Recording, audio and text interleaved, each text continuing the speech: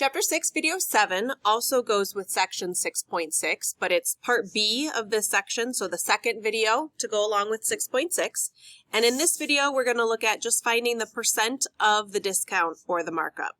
Okay, so in these problems, you know the new price or the new amount, and you know the original price or the original amount, and we would be looking for what is the percent, so written as a percent, how much was the sale or the discount, or how much was the markup, okay? So we know we're going to be looking for P in our proportion or equation, but let's set that up. So if you want to use the proportion, it would look like this. Okay, this is always 100. And that 100% we know goes with the original amount or original price. This would be your new amount or new price. So price if you're talking money, but you could also do this with an example that's not money. And then here we're going to solve for P. So this is what we're looking to find, but put an asterisk there. The P that you get here is not your final answer. We're going to use this P to figure out how much the markup was or how much the discount was. Okay? So, not your final answer. We are solving for P in our proportion, but we're going to have to do something with that percent once we get it. Okay, if you like the equation, this would be the new amount or the new price is equal to that P with an asterisk, right? The P that we're going to use to find how much the markup or the sale was times the original. So again, I'll try to do some examples with the proportion, some with the equation. You can use either. All right, so like I said, you will need to either add or subtract from 100% to find out how much the percent changed, okay? So we're looking to figure out how much did it go up from 100 or how much was taken off of the 100. That's what we're looking for in these problems, okay? So examples. Well, if you're looking for the percent of the discount, what got taken off of the 100 or what got subtracted from, either way you want to write it, we're looking for how much got taken off of the 100%. To find out how much was the discount. Okay, well in our first example, the original price was 400. The sale price was 280. So I'm going to put those in where they go. Sale price or new amount goes there. Original price, full price, goes down there. This is always 100. You can pause and cross multiply that with me if you want. When I do it, I get that this is 70. So let's look at that closer. That means this customer paid 70%. Okay, but if you tell me 70% is your final answer, that's not right. That's not what we're looking for. I want to know how much was the discount. So what got taken off so that they only ended up paying 70? Well, 100 minus 70, they took 30% off. Your discount is 30%. Okay, this is your final answer. So we subtracted from 100 to figure out, oh, 30 was what they took away from the price. 30%. Let's try another one. I'll do the equation this time. New amount, 27, is equal to P, with the asterisk there, times 36. Well, when I solve that, divide by 36, divide by 36, I get that P is equal to 75%. Okay, cool. I did my work right, but that's not my final answer. How much was the discount? Well, 100 minus 75, that means the discount was 25%. Okay, so I want you to pause and try this one. You pick if you want to do the proportion or the equation, but figure out what is the percent of the discount. Okay, don't hit play yet unless you've done it. So when I set it up, I put the new price, 132, original price, 165. I was looking for P there. And when I cross multiply, yep, I get 80. So that means the customer paid 80%. Well, let's see. 100 minus 80 means they took off 20% was the discount. Okay? So as long as you follow these steps, you're going to add or subtract from 100 to figure out how much it changed. It went down by 20%. That's your discount amount. What about if they ask you for the percent of markup? How much was marked up? What was added? So added on to 100%. How much extra was added for the store to make money? Okay, so for these, again, new amount is what the customer pays. They're paying this higher amount because it's been marked up. That's the new price. The store paid that original amount of only $80. Okay, so if it helps you here to put this, that the store is the original and the customer is the part. Store is the original, customer is the part. Store is the original, customer is the part. Okay? And again, this is the P that we're looking for with an asterisk, not our final answer, but we are going to be solving for P, percent, in this proportion. And this is still 100. So this makes sense because the store pays the original 100%. What percent did the customer pay? That's what we're trying to find. Okay? So when I cross multiply this, I get P is equal to 175%. Right? Simple cross multiply, that's what I get here. Well, so what was the extra? How much extra was added on so that the store would make money? Well, the store added on that extra 75%. So this was a 75% markup. Okay, let's do one with the equation. Customer pays the new price of $256.50. I'm looking for that percent to figure out my markup. And the store paid $190. Okay, divide by 190, divide by 190, oops, 190. And I get that this P, when I solve for P, is 135. Final answer? No.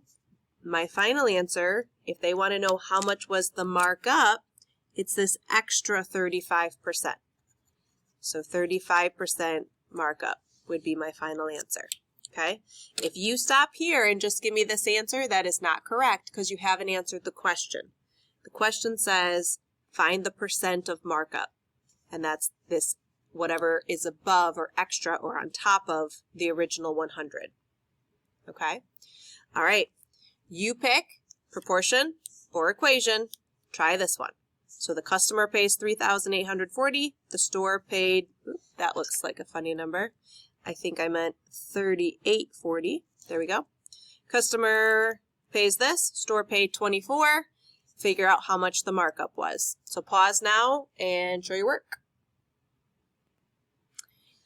Okay, customer is equal to, this is my P that I'm solving for, times the original.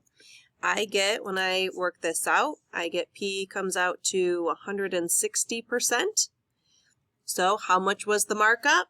Well, the markup was just that extra 60% markup that the store added on. So however greater this is over 100, or I could do 160 minus 100, and I get that extra 60% markup. Okay?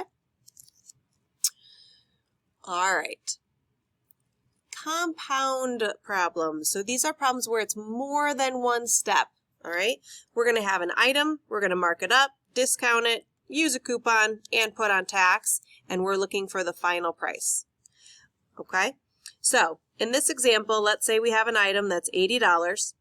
The store marks it up 45%. Then they put it on sale 15%. So these are all percents. The coupon, you have a 10% off coupon when you go to checkout, and you're going to end up paying 6% sales tax. Okay, so that's example number one. Now, this is going to be using a shortcut, or what we refer to as a shortcut, so that we don't have to set up proportion after proportion after proportion after proportion for each of these different steps. I'm going to show you how the shortcut works. Okay? So, in order to use this shortcut, a couple things. It has to be to find the final price. That's the only time this really works, is if you have a problem where there's multiple steps, but then you're looking for the final price at the end. Okay? So how the shortcut works, it uses the percent equation, but you've got to do the work kind of ahead of time to figure out what percent we're actually paying for after each of these steps. Okay? So what does that look like? Well, if the store adds on an extra 45%, then I'm paying for 145%. And then if I take off 15% because it's on sale, then I'm paying for 85%. So you can use your calculator or do this in your head, but you need to recognize if it's a discount or a coupon, right? You're taking that amount away from 100. If it's a markup or a tax or a tip, you're adding that extra percent on to 100. Okay, so let's keep going. If I have a 10% off coupon, then I'm paying for 90%. If I'm adding on 6% tax, then I'm paying for 106%. So the shortcut only works if you can think through what to do with a markup, add it on to 100%. What to do with a discount, subtract it from 100. Coupon, subtract from 100. Tax, add it on to 100. Okay? And then what we do is we simply, in the equation, we would turn all of these P's, all of these percents, into the decimal. So 145, 1.45. 85%, 0.85. 90%, 0.9. 106%, 1.06. And then, so our item is $80. And then I simply say times 1.45, enter, times 0.85, enter, times 0.9, enter, times 1.06, enter, and this will be my final price after each of those steps. Okay, now we have to go in order, and we have to do each step independently. I can't start combining these markups and discounts and coupons and taxes. I have to do each one step at a time. Otherwise, you get a different answer. So pause right now and type that in, and then see if you come up with the same final price that I did. Okay, when I put that all the way into my computer, and make sure you hit enter, enter, enter, enter, after each step, I get $94.06. So that $80 item went up and down, but ended up here. Let me give you one more before we run out of time. So you try this one. $350 item. It's going to be marked up 68%. On clearance, 20% off, 6% tax, and then you give an 18% tip on your final total there. What will it end up being at the very end of that? So I want you to turn these into what percent do you actually pay, write those as decimals, and then multiply across. Okay? So pause it here and really try this one so that you can make sure you understand how this shortcut works, and then hit play when you're ready to check. Okay, first up is to realize markup gets added on to 100. Clearance, 20% taken off of 100 would be 80%. Tax, 6% gets added on to 100. And tip, 18% gets added on to 100. So now I'm ready. And you should have already done this. Don't hit play unless you're caught up to me here. Next, make sure you can turn that into the decimals, and then multiply your way across to the final answer. So pause again if you need to finish it up.